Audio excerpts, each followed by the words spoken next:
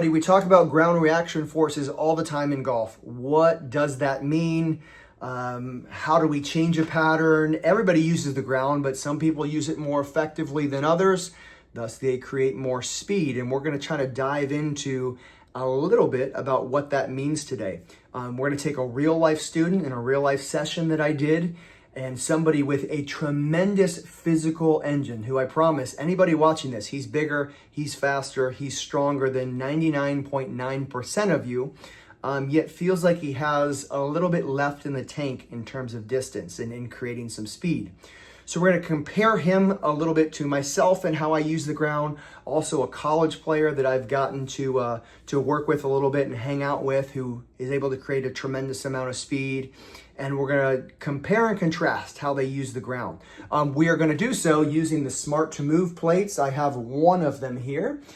These portable force plates, that's what we're measuring on. We're going to be inside their app, which is really easy to work with. Hopefully I'll be able to explain it simple enough so all of you can understand. I like simple, straightforward. I don't want to nerd out too bad, but hopefully we'll be able to point out give some real life examples of some drills, some interventions that we use, and again, what some faster players and what the longest players in the world do versus people who struggle with distance, are distance challenged. So with all that being said, we're going to dive right in. We'll give some examples, we'll give some drills, and then we'll check back in here at the end. So the example we're going to use is a guy named James Anderson. He played linebacker for, 9 or 10 years in the NFL, so has tremendous capable physical ability. When we measure him on something like the Proteus Motion from a physical perspective, he has a huge engine. This is a V8, V10 engine. Very similar numbers to someone like myself, who's a world long drive champion. So it's not the engine, it's how he's applying forces. James is going to be 200 to 210 miles an hour ball speed, where, maybe 215. And at my peak, I'll be able to generate up to 230 miles an hour. Why? Okay, we'll dive into that in this video. But the first thing that we're going to notice is if you look at this orange line right here at the very top of the screen in this kinetic sequence graph, that's going to represent our vertical force. With James, it's peaking when the club head is almost to the golf ball. That's way too late. So I'm going to show you a graph of myself in a minute. I am going to peak vertical force somewhere in here. Okay, I'm going to peak my torquing force up in here. With nearly all of you watching this at home, your forces are generally likely going to be too late. So you can see that James's foot, left foot, his lead foot, starts to roll and come off of the plate here. What you're going to notice with the longest hitters in the world is before that club head hits the golf ball, that lead foot will already be off of the ground or leaving. So what we need to try to do with James is get his peak vertical force, his peak force with his lead leg at this peak much earlier in his downswing sequence. Now, the other issue we're having with James is if you look at the red line in this anterior-posterior force graph, this represents the right foot, his trail foot. So he is pushing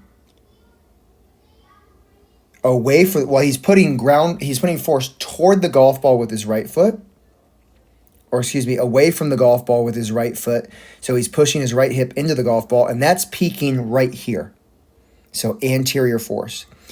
Now with his left foot, he's pushing toward the golf ball. It's a bit confusing, but he's pushing toward the golf ball with his lead foot, which is going to rotate his lead hip away from the golf ball. That's occurring later. That's happening here. What we would love to see is for these to happen at approximately the same time, and there'd be a force coupling effect. So really he's peaking his anterior force here, and then he's peaking his posterior force down here. Again, too late, number one. And number two, they're not occurring together. They're happening separately. So that's going to cost him from a torque perspective. So overall, the 30,000 foot view is his forces are just too late. Okay, again, if we go to vertical, he's really peaking his vertical force at the golf ball. Now, that is what a lot of people think. You think you'd want to be pushing up as you're hitting the golf ball. It needs to happen a lot earlier. We want it to happen up here, so then all of that force has time to transfer up the body and into the golf club. Let me show you an example of what that's supposed to look like. All right, now here's an example of me. This is out at the Titleist Performance Institute, and not that I'm the model, but you'll be able to see a difference in the way that James and I use the ground here. Okay, again, keying in on this orange line, which is vertical force. I peak there. So it's a lot earlier than James, and what that means, James played in the NFL. He's stronger and he is faster than me. This guy had an over 40-inch vertical. He ran probably a 4.4. You don't play linebacker for 10 years without having some serious physical tools. But what I am doing is getting my legs underneath me earlier and getting force underneath me earlier so it has time to transfer into the golf club. Okay, so the yellow line in the middle of the screen, that's going to be peak, torquing force, where I'm really torquing with that left foot, pushing toward the ball so I can push my left hip away from the ball. And then vertical would be there. So it happens really early. Now let's go to anterior posterior force. Okay, and you'll be able to see the red is my trail. If you remember, the blue is my lead. See how they kind of peak at the same time? Right there. Right there. There. So I'm applying force with the right, not at equal magnitude, because the blue is more. Okay, I have more force with the blue, but I'm applying them timing-wise at the same time, and then there'll be another jolt here with the lead if you pay attention to that blue line here. But with James, what we saw is the lead pushed a lot later than the trail. And so there wasn't that force coupling effect going on, and I believe that was costing him some speed.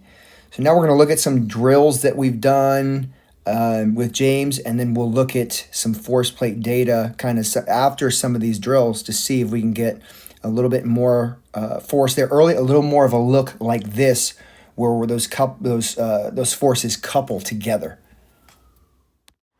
So here's an example of another player. Now he's lefty, so everything gets confusing here. Everything's flipped. Gotta love the lefties. All right, but an example of another player who uses the ground extremely well. This is a player who plays at Appalachian State, and look at how skinny the guy is. He's, 140 pounds soaking wet, and he's got mid-170s ball speed. Why? Okay, let's look at his forces. So same thing, the orange line is going to be peak vertical force, and that is there. So it could be a little bit earlier, right? But it's still much earlier than we're seeing with James, and then that torque force is there. And I want you to notice as we go down here, look at the magnitude, look at his vertical force, 215% of body weight, and it's early enough to where he has time to transfer that into the golf ball. And then notice, key in on his right foot. See how it's already airborne there? That's what you see from the longer hitters. If we go back to James, you're going to see that foot leave the ground after the driver hits the golf ball. With Aiden, that foot is gone now. It's already off of the ground, which is very interesting because the peak force in that is occurring here. Look at that sequence. The peak force, that's lateral. Okay, the peak force is there. His peak torque, peak kind of push towards the ball is there. So it's extremely early. That allows him to transfer that force. Okay, and then we'll notice a similar thing with Aiden. Right here, he kind of couples these forces. Now, his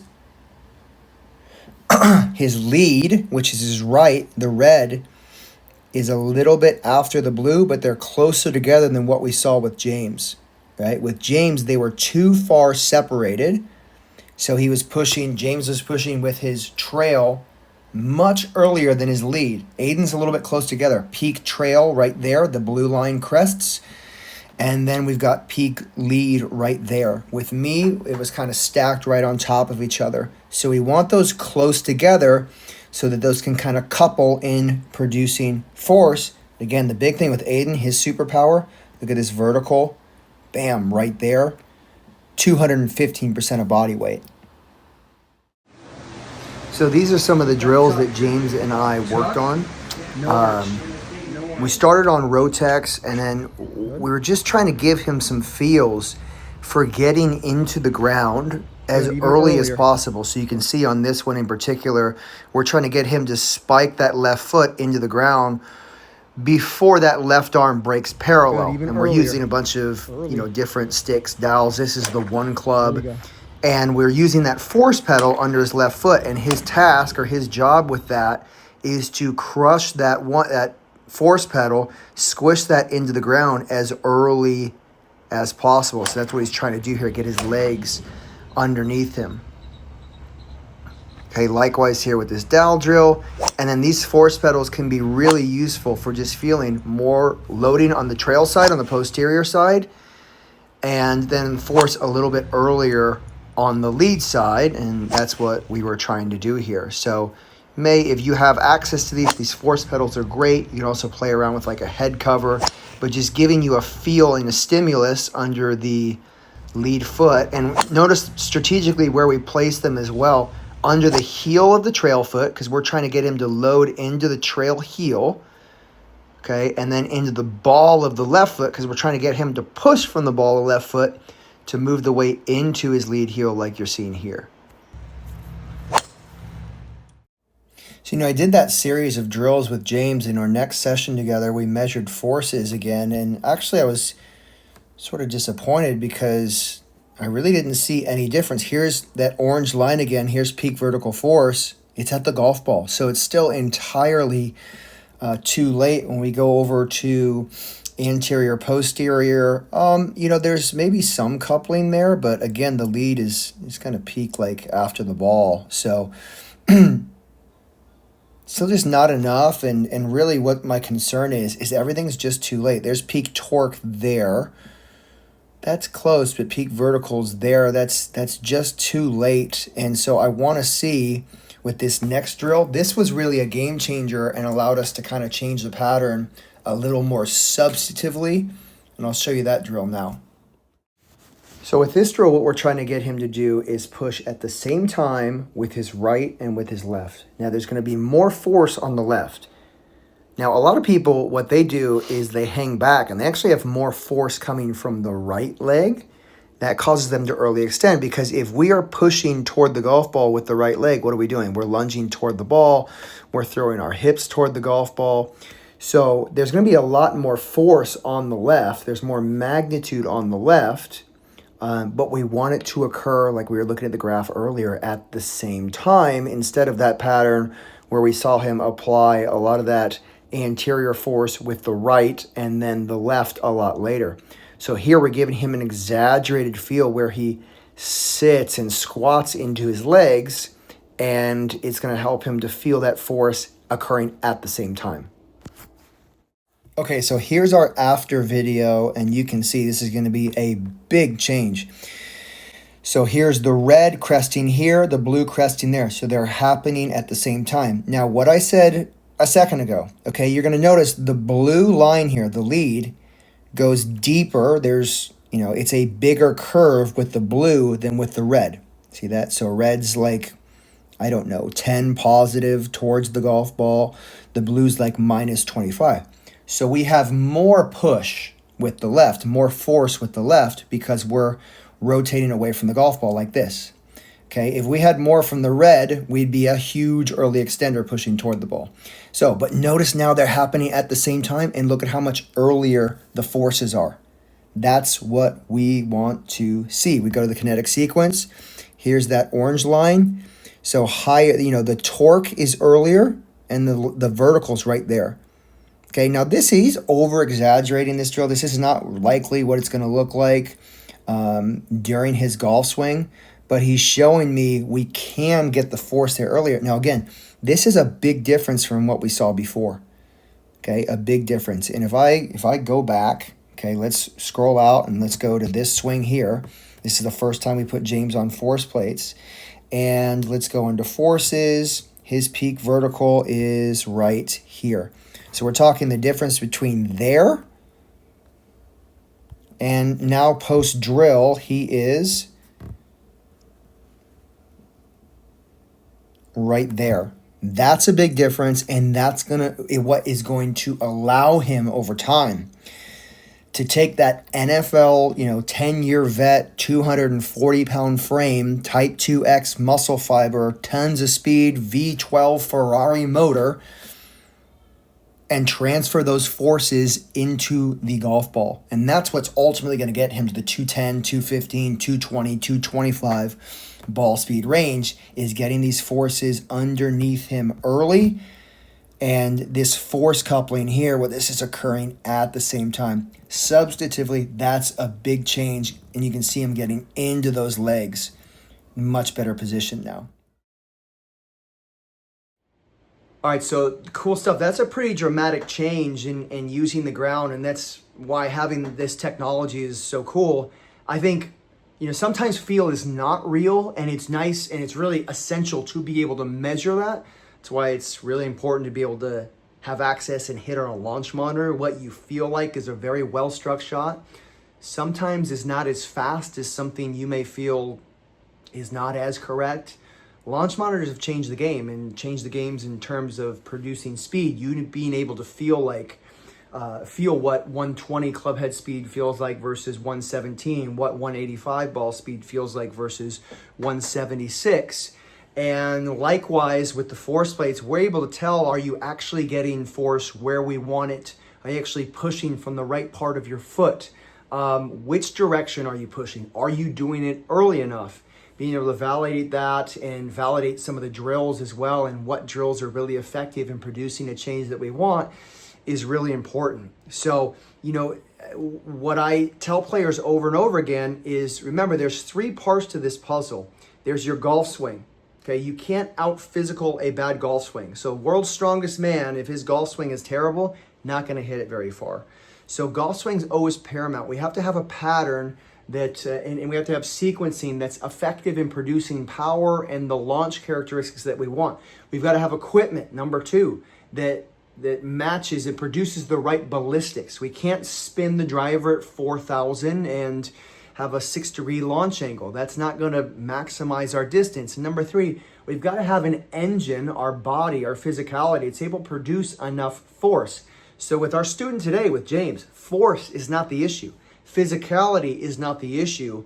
It's how he applies that force in his golf swing that's costing him some miles per hour. As those forces start to change, I'm going to expect his club head speed to increase, the efficiency of his golf swing to increase, for him to be able to hit it longer, for him to be able to hit it straighter, because now his legs are up and underneath him, and he's going to be able to apply the forces and the 230, 240 pounds of body weight that he has into the ground, and be able to then take that energy from the ground and apply it into the club head. So that might be you. In fact, that's most people with their forces being too late. Would love to help you guys with that if you have any questions. I use the Skillest platform. It's extremely, I think, easy to use for the user and the UZ, or vice versa.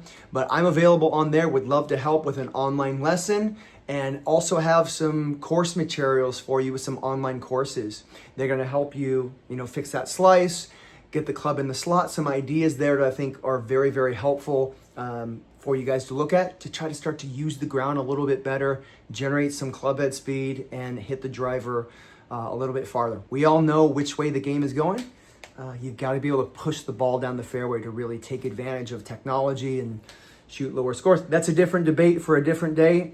Neither good nor bad. I don't have an opinion. It is what it is. You got to be able to bomb it off the tee a little bit now to shoot low scores. I'd love to help you do that. Please check in if you have any questions, and we'll try to come at you with some of these videos a little more regularly. Thanks.